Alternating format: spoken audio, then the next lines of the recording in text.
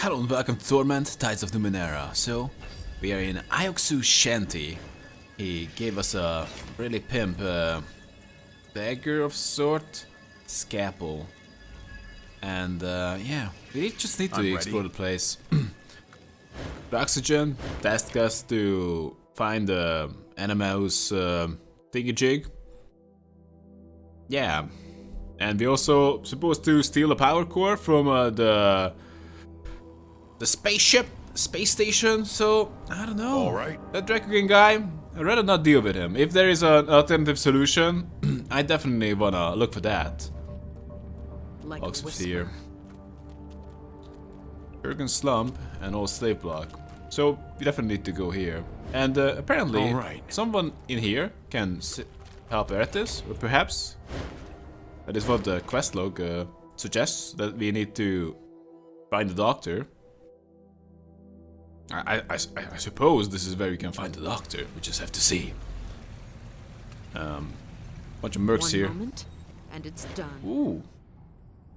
A pair of bored-looking soldiers in filthy uniforms bar your way. Blue and silver markings are still visible under the grime, but only just. Their weapons, on the other hand, are clean, well-maintained, and appear to have seen serious use. Hey, officer! The guards glance at each other for the barest fraction of a second, and then, hiding a smirk, the first one says, "Welcome to Jurgen Slump, under the construction of Antoglio's irregulars. Here to see one of our fine medical professionals? I'll only cost you He breaks off suddenly. No fee, I beg your pardon. A bleeding cast off. Artaglio won't be happy about this. Yeah. They realize they can't shake me down. What can you tell? Why aren't you charging me any shins? His eyes are fixed on your tattoo. I'm sorry, you have to speak to our captain, Artaglio. He and his companion turn away, pointedly avoiding your gaze. Alright, boys. Alright. Not paying? Always works for me. This is a simple military tent, made to be raised and broken down quickly. Same thing. On my way. Renard, Artaglio. The size and condition of this tent leave no room for doubt that it belongs to the person in charge around here. Alright. Renard, you have business with Artaglio's irregulars. You talk to Artaglio. Here comes the Well, I suppose that clears it up. What's this? Barrel? The cask is made from staves of dark wood. Sin-steel bands hold the barrel's staves tight, and you can see dents in the sin-steel where some sort of ornamentation has fallen off. Inside, dark, spiced alcohol sloshes. The man who is standing nearby sees you examining his barrel. I'm just checking out your booze. You must respect that. Artaglio. The features of this once handsome man are sunken and splotchy. The face of anxiety and drink, evidenced by the flagon in his hand. The veins of his nose have broken, giving a rosy appearance. Any cheer that might have lived in his face is destroyed by the frequent nervous glances over his shoulder. Following his gaze, you see a maw some distance away. He looks you over, his eyes lingering on your cast-off tattoo. He takes a slow, deliberate drink.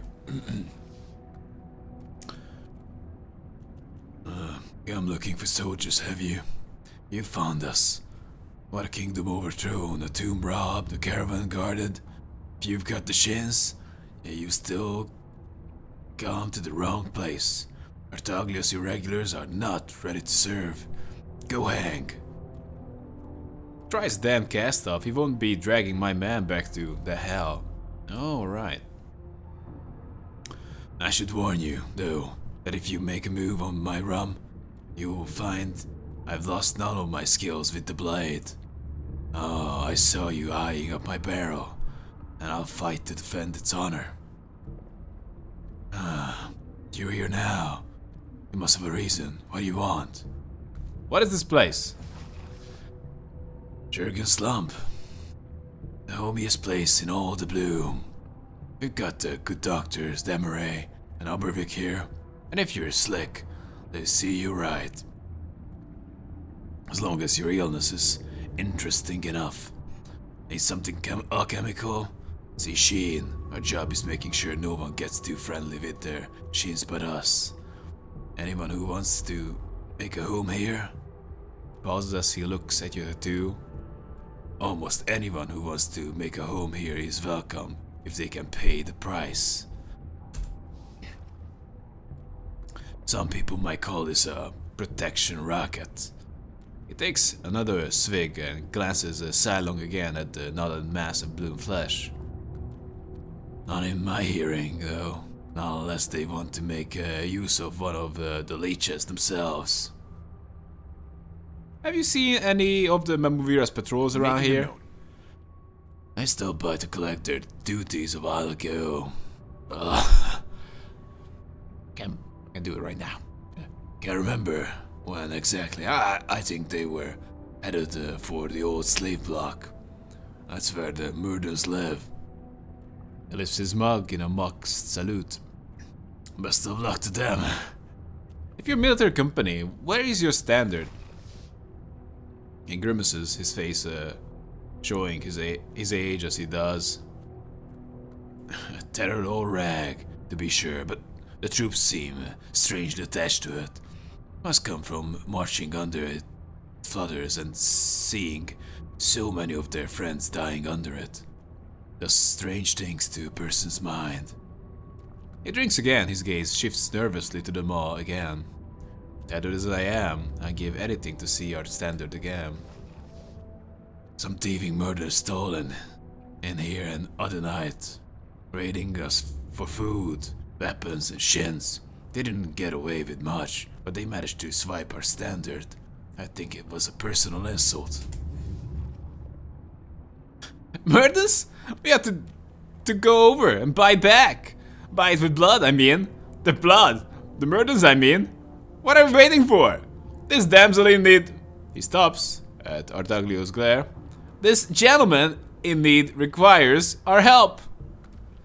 Why would they be insulting you? Jealousy. Because we've beaten them back before. Because we have more stuff than they do.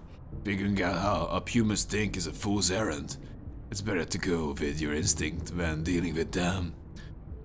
That's what they know. Whatever the reason, well, they got it now. Sometime I should get it back. But those murderers knew exactly what they were taking from me. They mock me. Remind me why they would insult you? Who knows how the humans think? If they even think at all. The point is, I take it as an insult. Why don't you go get it back yourself? That's not worth the bother. We raid them, they raid us. I get to it eventually. The irregulars might grumble, but they find it soon enough. He swallows another drink, but before you see a brief shadow of fear scattering itself across his face. I came here to save lives. Can I justify risking the man for a flag? That is very reasonable. Why don't you send some of your troops to get it back? For you? For some reason, they seem to think that it's my duty. They want me to do it personally. I get to it eventually. He takes a hefty swig from his flacon and his eyes dart to the maw again.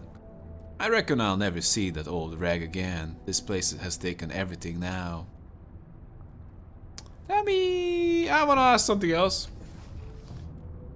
Like what? Why did you stare at my tattoo? He licks his lips. You're a cast-off. I'm waiting for you to tell me the penalty for desertion. He holds up his hand as if to motion a stop, and you see that his troops are all watching you. Well, unless you come with more strength than this, you have a hard time enforcing that penalty. What are you talking about? I'm a deserter from the endless battle, the changing god side. Don't tell me you haven't heard of me. He looks away. Don't answer that. Let me tell you what happened. We've been working for the commander they called the Chalcedon for years. We earned our pay the hard way, but we did it honorably. We took bigger and bigger risk. When I objected one day, Chalcedon told me any caster could do my job, and for cheaper. Cast-off don't die easy. Not true for the rest of us. When we took our last objective to the Chalcedon, we found the nest of Jurlisks. Not one, mind you, but many. I reported it personally to the Chalcedon, the commander of the Changing Gods army. She told me to wipe them out no matter the cost. Having lost 10 of my friends that day, the cost was already too high. He glances again at the mob. Damn cast-offs think they are gods, all of them. Couldn't give a damn about us.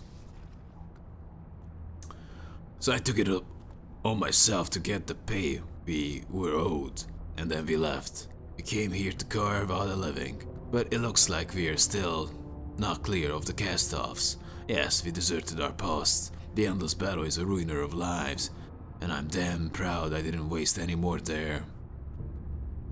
You're a soldier, tell me about that. Oh, didn't I introduce myself? How rude. He speaks again, then makes a mock bow. Artaglio, condottiere at your service, veteran of the countless battles, mercenary, not currently for hire. A condottiere? Professional warlord, venture captain, a mercenary leader. These days, protector for the good leeches of the slump. Why aren't you for hire? He peers into your face. I've thought you were here for the bounty. Didn't the Chalcedon send you? He looks back to you. We deserted from the endless battle. We fought for the first militia on occasion, but for the Changing Gods army most times. Until we were given a near impossible task. I know the Chalcedon.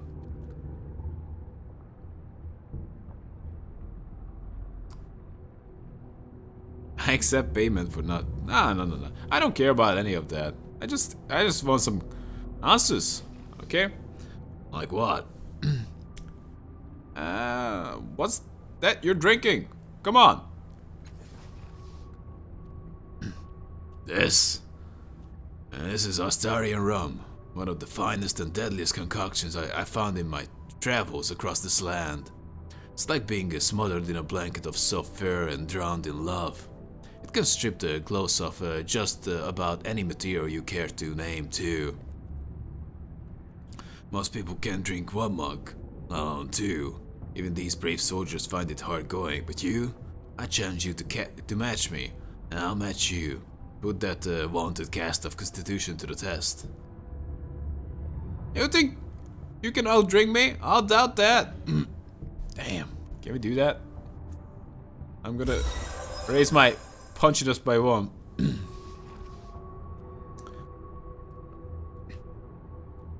It would be kind of good to just not know the outcome before, because you can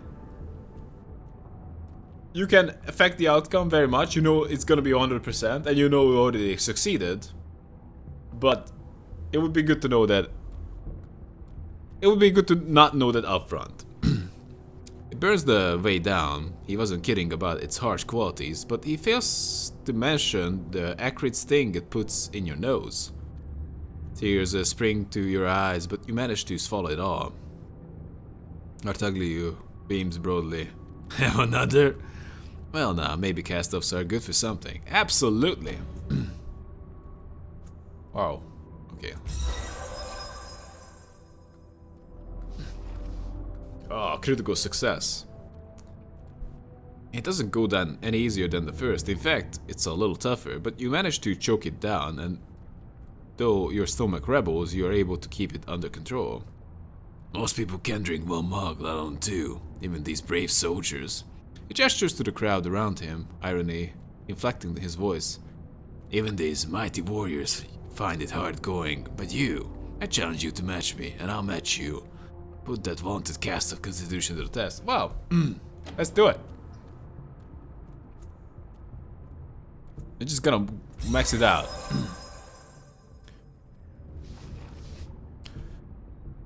You're not sure how much you've had to drink, but Artaglio is as good as his word, matching you shot for shot. At last, though, he aims a drink for his face, misses, and falls to the ground, howling with laughter. His troops cheer. you and share laughter at his expense. He gathers himself at last, pulling himself from the ground, and says, "Cast up, you're better than any other of your kind I've ever met.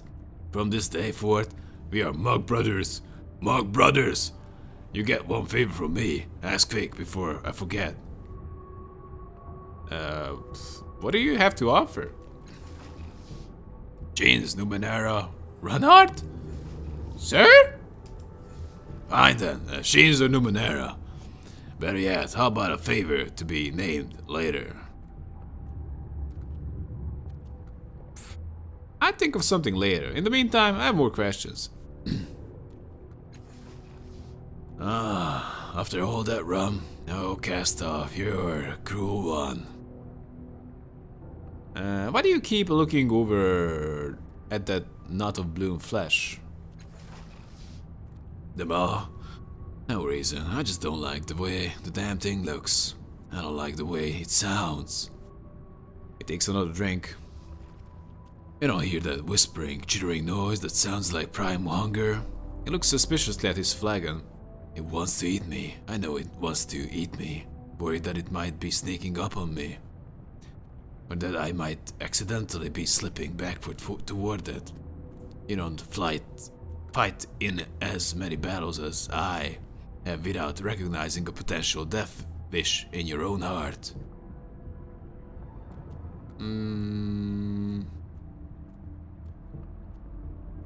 The best solution is to take charge, command these troops and lead them out of here. He peers gloomily around the slump. I'm stuck here in the gloom. The fight's gone out of me, I'm afraid. Then he looks at you again and seems to realize who he's talking to. Tabat, take me. Why am I opening my heart to a cast-off? Get out of here. Hey! Let's talk about the maw. Shivers. I'd rather not. He looks over his shoulder again as if afraid that it has crept closer. Alright, fine. What do you want to talk about?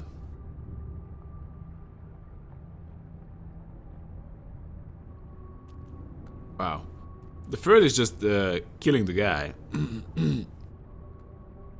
What will happen if the maw eats you? That's gotta be on the top of the list in the stupid questions.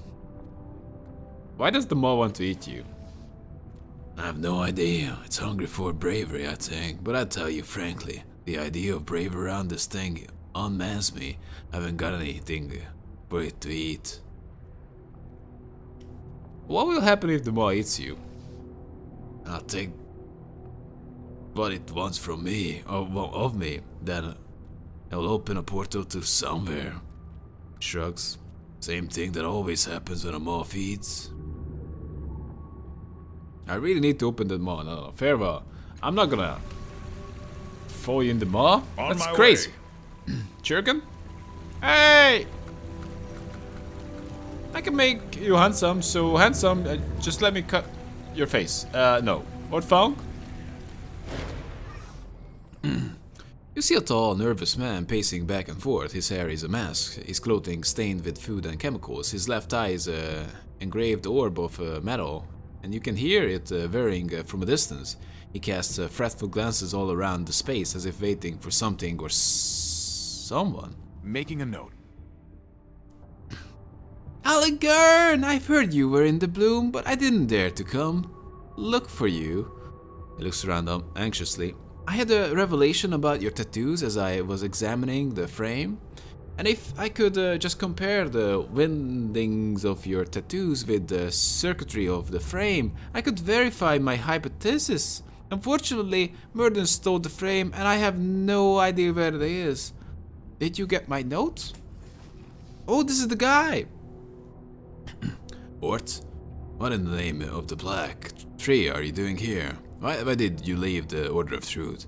I got your note, and it said to be careful with my tattoos, but it didn't say why. And I didn't say where you were going. It didn't? No, that can't be right. I distinctly remember he slaps himself on the forehead. No, of course not. I was being coy and cautious, but I thought you'd divine my meaning. Slow horror begins to draw on his face. Did you stop using the tattoos? Rumors of a spy. I'm a weird spy of all things. I couldn't risk that. No, I've been working on powering them, making them more effective, owning my control. I look serious, it worries me. What could have set him off like this? He pinches the bridge of his nose. Oh, alright, that's my fault. I should have been more clear. And maybe it's nothing. I need the frame to be sure, though. But stop using them, right now. Keep them close to you. What's your theory about this frame? I don't want to raise Elegern's hopes if I'm wrong, but if I'm right, well, we'll all be happy if he stopped using them externally. I dare not even think it. I've already gotten my hopes up. Why did you tell Elegern to stop using his tattoos? I have some suspicions, but I can tell only Elegern. If I'm incorrect, there will be minimal harm. If I'm correct, well, I will have some news that he will be delighted to receive. Delighted? Where did the Murderers take the frame? Back to the filter nest, no doubt. I've heard they eat people, and I'm not much of a fighter, or negotiator for that matter. I just don't know for sure.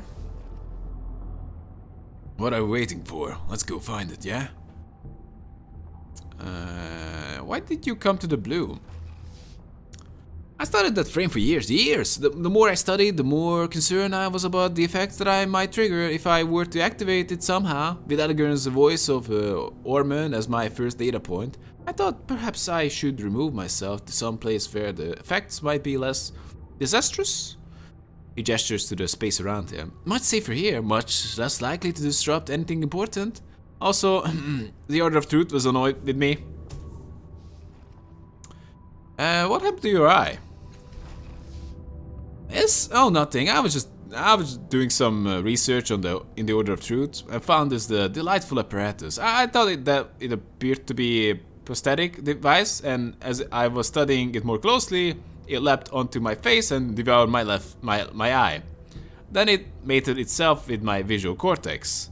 The pain was tremendous, of course, just blinding, if you pardon the phrasing. But when I woke, I discovered that I could see in multiple spectra, discern remarkably small objects, and occasionally expand my consciousness into other dimensions. Perhaps those are just headaches paired with euphoria. Whatever the case, it was a worthwhile sacrifice, and I hardly ever notice it's there anymore. Yeah. That's it. Farewell. Farewell, Ortfunk. Yes. Fancy you running into you over here. I must say I completely forgot about you. So, what if I... Yes. This is just crazy. Hey! Do you want bravery? Why would you stand that close? In a darkened corner of the slump, surrounded by waving tendrils, it's in a knotted mass of bloom flesh. The flesh looks thick and old, and you can detect a jagged seam running across its surface, with a faint light glinting from within. As you approach, all the sounds of the slump seem to fade. The chatter of the locals and the rough laughter of the soldiers recede into the distance, replaced by the hissing, chittering voices of the bloom. Anamnesis. You realize suddenly that it is a maw, and the waving tendrils are its tongues. Somehow, you're certain that you've confronted this maw before. A moment later, you correct yourself. You haven't confronted this maw before, but the changing god has, and in a different body. The memory glimmers half-formed at the edge of your consciousness. Try to recover the changing god's memory of this maw. Nail it. Yeah. To be fair, they all kind of look the same way. You concentrate upon the memory and it begins to merge. The changing god stands in front of the Churgan slump maw, and you realize now that it is uncommonly old. He wears the body of a tall and powerful man, a glaive. From a leather case at his side, he draws a crystalline object, clasping it tightly in his hand. Its name leaps into your mind. The magmatic amulet. This is the artifact that you seek, and it was once possessed by your sire. You take a careful note of the artifact so that you can describe and recognize it if need be. Suddenly, the whispering voices of the bloom are changed, as if the amulet is a prism that through which they can be understood. It's still impossible to translate the chittering into words, but impressions begin to fill the changing god's mind, hunger and expectation, and most of all, welcome. Versailles reaches forward a hand, and the maw opens at his touch, compelled by a bond he has forged in the depths of the bloom. He steps through the portal and is gone. The memory fades. Cut open the maw with the transdimensional scalpel. Observe the behavior of the bloom tongues. The fleshy tendrils wave lazily about, tracing random patterns in the air. They don't appear interested in you. Listen carefully to the bloom's voices. The hissing and chitterings of the bloom are no different than usual as far as you can tell. Your sharp senses provide no particular advantage in hearing the odd sounds. You realize that the bloom's voices are a psychic phenomenon, not a physical one. They are literally voices in your head. We can try to cut it open. Offer yourself to the bloom tongues. That's just crazy. No.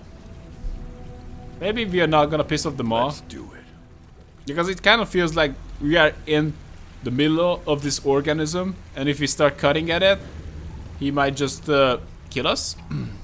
Bore us. I'll remember that. This young man's beauty shines even though his grimy face and his tattered clothes. His eyes are wide and staring, electric blue, and the movements his fingers trace through the air look like birds in flight. He snaps out of his reverie and grins at you, his teeth even and white against his brown skin. On closer examination, you can see that his rags were once fine fabrics, carefully and expertly stitched. Where I'm gonna get more money? He looks quite affluent. Okay, can I just quick show more? He greets you with an easy familiarity, like an old companion. His voice is smooth and educated, mellifluous and soft. Hello, friend. My name is Boris. Can you spare 200 chins? Wow, give him 200 chins. That's just crazy. No. Why do you need the money? Why? Why, friend? Do you remember the first time you fell in love? The sweet laughter of an infant? The taste of a tear when you hear a friend's death? I do. I remember them even though they haven't happened to me. He stops. Puzzlement crosses his face. At least I don't think they have, but no matter. Here inside this shop, Sheen sells the essence of those experiences. If you have the Sheens, you can live them all yourself. My family never understood. They wouldn't even try. How about have those experiences yourself? If you want a crying baby, I'm pretty sure that's just gonna be sweet laughter of the infant. Okay. Why not just become a babysitter?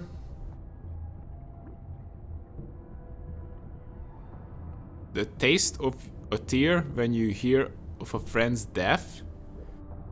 You wanna experience that? Okay.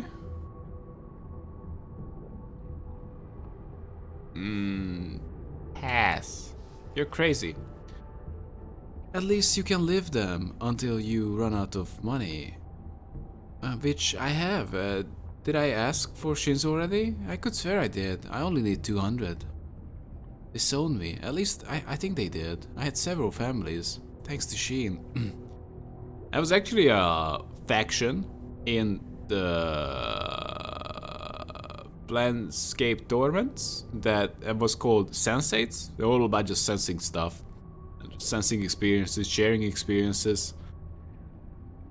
You know, But ultimately, it's all about just having those experiences yourself, you know? Maybe not all of them, like the death of a friend.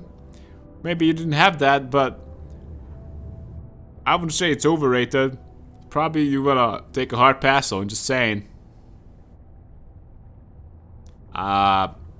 Good luck with that.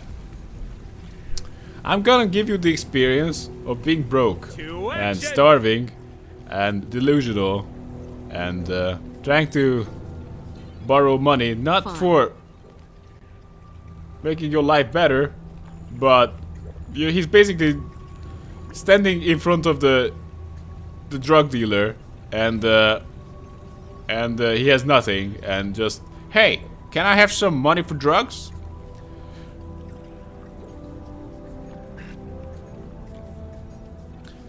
Okay, I mean, like, don't get me wrong, we all have a good escape, but still. I mean, like, it is sad. I mean, like, don't get me wrong, like, I'm definitely not. Some people are just like, oh my god, that guy is just like useless. I'm like, come on. All right. Like, I don't care about him, but it's change is not easy. This table is covered with strange instruments and colors. I wish I had the conversation option to go and try to convince him. Do it. Have you ever tried to train your tattoos to be more useful? How about I say I don't have that much money? Then why are you wasting my time? I need to remember the feel of the wind on my skin. Wow, I'm sorry, you idiot. Hey, Shane! When she turns, you realize that the thing you had mistaken for a bundle of sticks and twine is a woman. An impossibly thin woman, her face all angles and lines, her arms summer twigs, her clothes drape across her like sailcloth, and though her face is young, her eyes are old.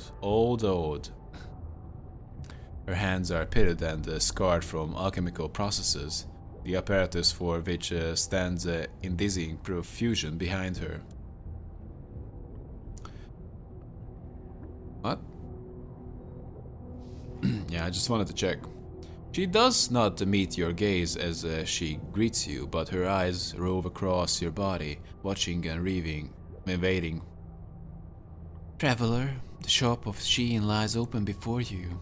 Essences distilled, draughts for quaffing, experiences delivered a mouthful at a time. Her voice is flat, though an undercurrent in her voice sings a register you cannot hear. What did you mean when you said essences distilled and experiences delivered? That which we eat, that which we drink, that is not the only nourishment in our lives. Without joy, without peace, without happiness or courage, existence itself becomes empty. These states I recreate and into dull lives restore out of glory. She looks proud for a moment. Clients come to me from across the protectorate. They desire to open themselves to new sensation, though perhaps unpleasant. Why? I ask not. Unpleasant horizons into the depths of human experiences? Some seek solace in pain or domination or unusual abilities. Were the traveler to present a gift of unique experience or transfusion of energy to Sheen, arrangements might be made. This traveler, though, scarred as he is, may have an interesting perspective. Tell me about yourself. The expression drains from her face. From the clock of Kala I hail, superiority made flesh, the city of Sadaimidu, the house above the Indigale, saw my birthright to explore, to delve, to understand. Yet Zaylator, in his wisdom with his implants, told my family that my researches endangered me, reduced me from an augur to a mere human.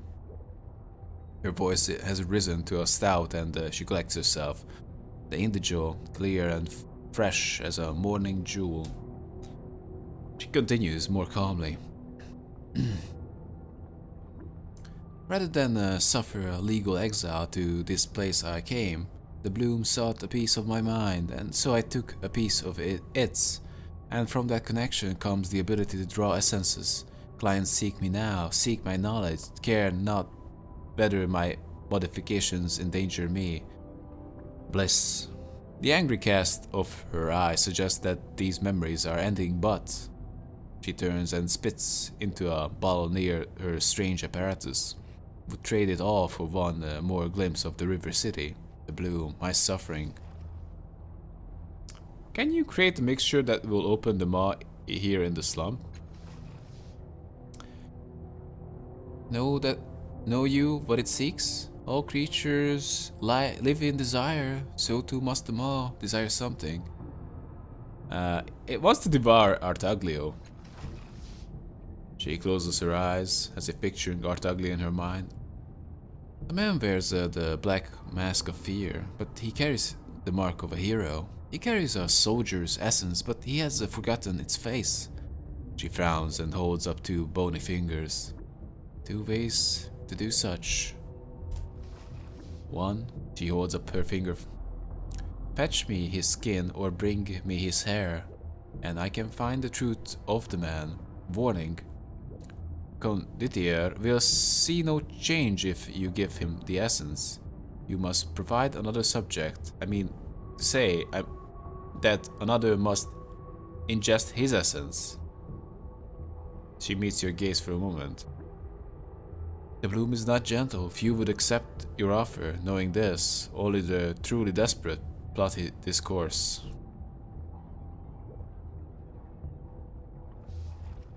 Two. She lifts her second finger. I can remind him of the truth. I can tell you this. The bloom will likely devour him. Simply look in my wares and you shall find the bravery that he requires. I have many unique experiences. I can provide the feeling of overwhelming another's mind with a wave of psychic energy. Her eyes widen in anticipation. Jean has heard of such as you, dominators and manipulators. Jean has heard. Okay, Jean offers essences in trade for these energies. Your offering lowers my prices. Does the traveler accept? I do. Then step in with me. She reaches out for you as she activates her apparatus. Her hand makes contact with you. A rainbow aura settles across both of you, and you feel a connection to her mind. Fleeting images of a grand palace arching over a river, a massed fight over polluted swamplands, and a great area of predators that swoop onto unwary travelers in a grassland that seems to have no end. You feel the familiar swirl of tidal energies begin deep within you. As the machine continues to whirl, you feel her insistent thoughts pushing at your mind. The tides curl around her. The shell of her mind compresses. Her body becomes a puppet to your will, dancing to your invisible strings. Her grasp on your arm tightens as she writes and screams, but she lets it go on and on. Finally, with a shriek, she releases her grip on your arm and fumbles for a baker. Semi-solid bloody tears spill from your eyes, great gouts of rich and putrid scabrous tissue. She retrieves them with her bottle, scraping the lip of the bottle up her cheeks to ensure that she captures the essence completely. The apparatus winds down, the rainbow glow fades. She meets your eyes for a low moment. You bring me familiarity, kinship in spirit. She inclines her head slightly. My wares, their cost to you is my cost to buy. Gratitude. Let me see what you got. So you tell me the good stuff? That's a cipher. That's a cipher too. That's a cipher too. That's a cipher too. Permanent lore skill. So you sell ciphers that I don't really care about because I already have like a lot of ciphers. Well, that was a waste. Damn. I'm ready. So I'm always ready. I can. Looks like I can. Not really sure how to do it. So this is a smaller place. I can definitely convince the guy to go to the maw. I can also get back his flag and possibly that makes him go to the maw. But can I can just... Maybe I just can slice up this maw. And that would be a solution as well. But I believe we should just head back to the... Head to the Murdens now. Maybe we'll find out something else there. And we can come back always. That's completely fine. We also need to find the other patrol. On my way. Hey, Sundermond and Sundermond. Oh. Alright, here goes nothing. All right. Portamouts. Oh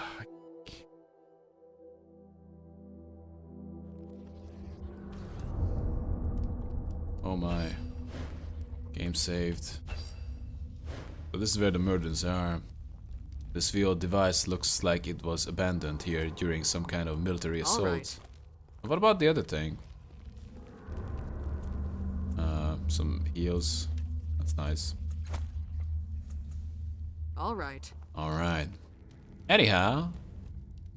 Creepy place. I believe this is a good time to take a break, so hope you guys had fun. Tell me if you did, and see you around then. Have a good one.